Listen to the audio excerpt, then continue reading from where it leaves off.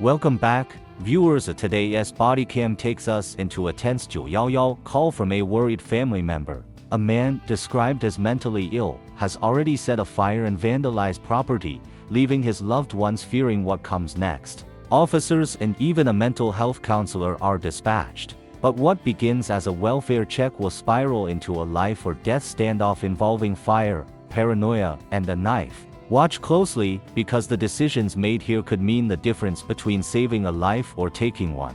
What would you do in this situation? Jacksonville 911, what's the location of your emergency? Good morning. Let me put this call in. Good morning. My address is mentally ill, and he's damaged some my neighbor's property and set it afire. I need someone to come out and take him in, if you would. Okay. And it's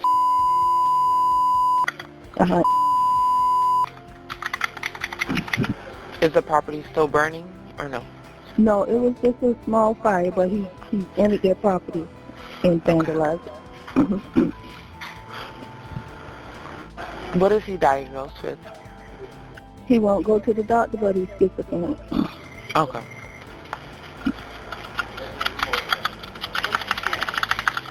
Is he black or Hispanic? He's black. What is he wearing? He has on some brown shorts and a t-shirt. I can't remember the color. Where is he currently? He's in my house. Okay. I'm over to the neighbors. All right. How old is he? He's 30.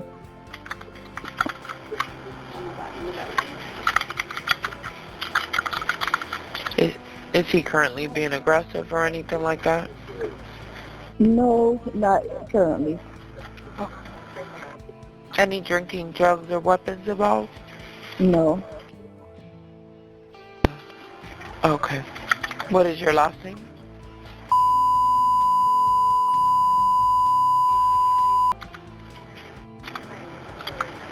Telephone number?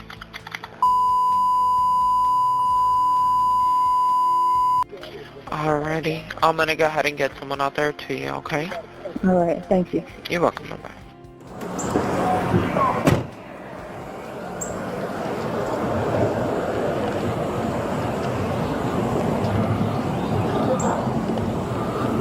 Hey y'all, did y'all call?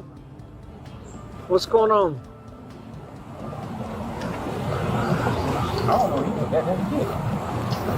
How you doing? Good, how are y'all? I'm Officer Russell. This is Joshua. He's a mental health counselor that rides with us. This is their house. My son has damaged their house. He's mentally ill. He kind of burnt it, and then he tried to put the fire out with paint, and I guess he realized he was wrong. How we do. He also threw some paint on the And they have it on video. so he was shot, what, 8 years ago? Yeah, he was In the shot. face. So He's been schizophrenic. it's like schizo symptoms, but he's 28, can't be diagnosed. 30. He burned? Oh, yeah. 30. Did he have any of these symptoms before he was shot? I would say so, but Where was he shot? He shot in the face. Okay, so maybe he has a traumatic brain injury? Is that possible? He started falling apart after the accident. He stopped doing the follow-up visits and all that. So he's been downhill since that. All right. but he has like these moments where he was telling me he has moments where it feels like somebody's plotting against him, and then they told them that the person was in the house. Mm-hmm. So that's why he did what he did. And he always has these moments where he just has like these paranoid, Sure. like this, we call outbursts. Mm-hmm. Can be violent, cannot depend. Did the fire happen this morning? Yeah. It did. And was something going on? Does he? No, 1 o'clock in the morning. It started at 1 o'clock in the morning? He did it at 1:15 this morning. It's on camera. I was in this. We was in this. Y'all were in there sleeping when he did this? Yeah. Okay. I've tried the Baker action before and they 2701 Charlie.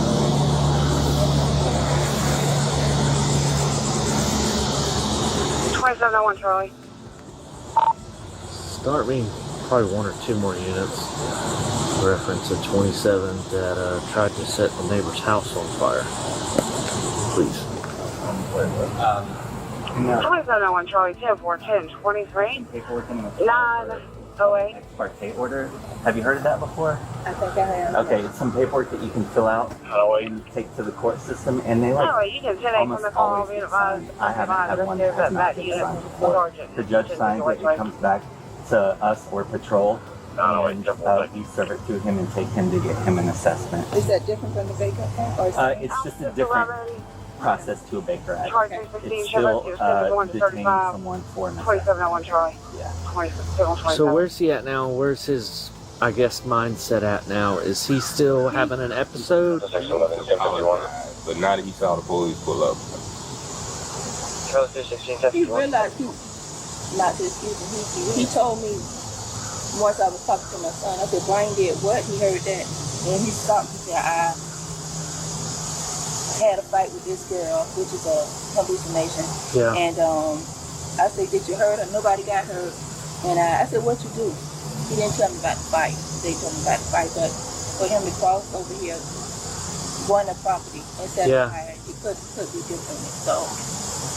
Are there any weapons in the house, or does he have access to any weapons? Number 427, check it. No guns or anything like that? Okay. And now let me ask you, what do you guys want to do about this? 2102, check in 1077. Let me get it fixed. I'm gonna get it done. It's up tomorrow. 77. I just wanted to get some help.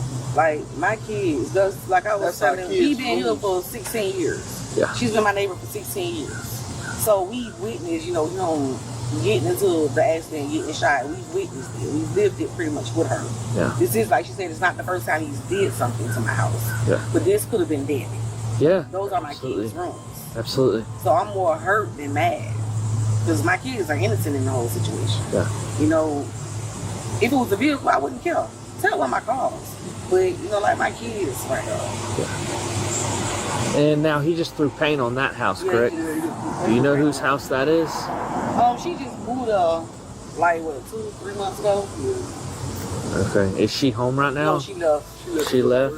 Is that her house or rental property? A rental property. Alright. And I see some black marks on your house. Did he try to do that to your house this morning too? Nah, that's That the was, grill. From the grill? The smoke thing. Gotcha.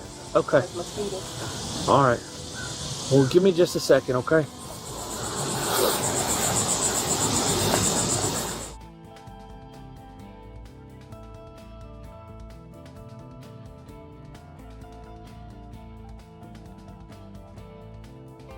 Here is the turning point. Officers arrive and immediately spot Ryan, knife in hand. Notice how quickly commands escalate. Drop the knife. Get down. This is textbook for officer safety. But watch Ryan's body language. He is not rushing forward, yet he is holding firm, weapon still visible. This is the razor's edge of policing. De-escalate too long, and lives are at risk. Move too fast, and the public will question deadly force. What do you think? Should the officers keep negotiating, or is this the moment to act decisively? Drop your thoughts in the comments.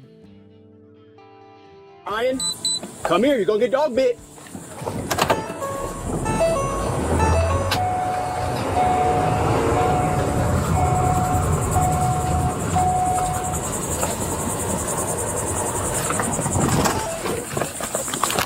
Get on the ground. Back up. Back up. Drop the knife. Drop the knife. K-99, shots fired. Buckman and 25th. Buckman and 25th. Drop the knife. Drop the knife. I'm out with the suspect. He's still on the ground. Signal 18. Go ahead and start rescue 1068. Knife is still in his hand. 25th and Buckman. I am 1077. And 26, 1039, the district. Drop the knife. Bravo 625, going 297. Drop the knife.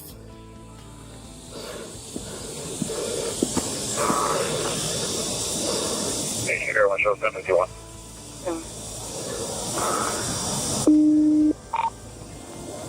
K-99. Right here, right here. Stop, stop, stop. Summer, stop.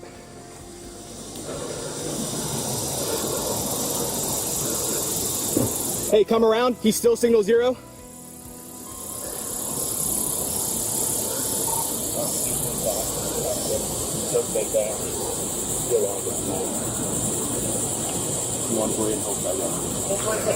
Hold on, that knife's still in his hand. Drop that knife, man. Drop the knife. Drop that knife. Drop the knife. Brian, drop the knife, man. We're trying to help you. We're trying to get you medical, buddy.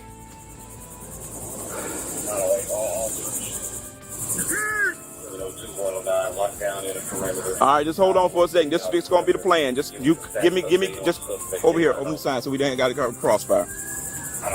All right, this is gonna be the plan. I'm gonna move in. I'm gonna step on his hand to get the knife out. All right. Hey, Roselle, you're gonna be our handcuffer since you got gloves. I got some.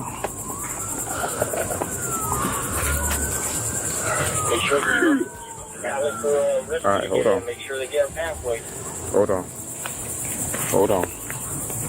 Hold on. Hold on. Swing around. Swing around. Just leave the knife right there, Mike. Put it right there. Yeah, I'm just gonna put it right beside. So we can get in cuffs. Okay, let's get handcuffs on him. I know he's probably 7, but we got handcuffs on him. Yep. Hold on. Okay. I'm trying to get him on now. My hand's too damn sweaty. Anybody else can get him on. Roll him over.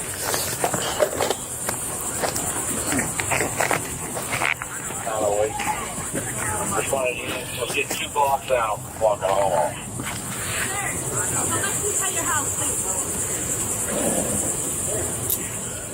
And there it is, the knife secured, the suspect in cuffs, and the immediate danger finally contained. But let us break this down. Officers balanced commands, tactical positioning, and ultimately a risky move to disarm and restrain. The family's call for help shows how mental health crises can explode into public safety threats in seconds. These officers had to weigh compassion against control, and every choice was under pressure. What's your take? Did they handle this by the book? Or was there a better way? If you found this breakdown intense, hit that like button, share your thoughts below, and don't forget to subscribe for more real-life body cam breakdowns.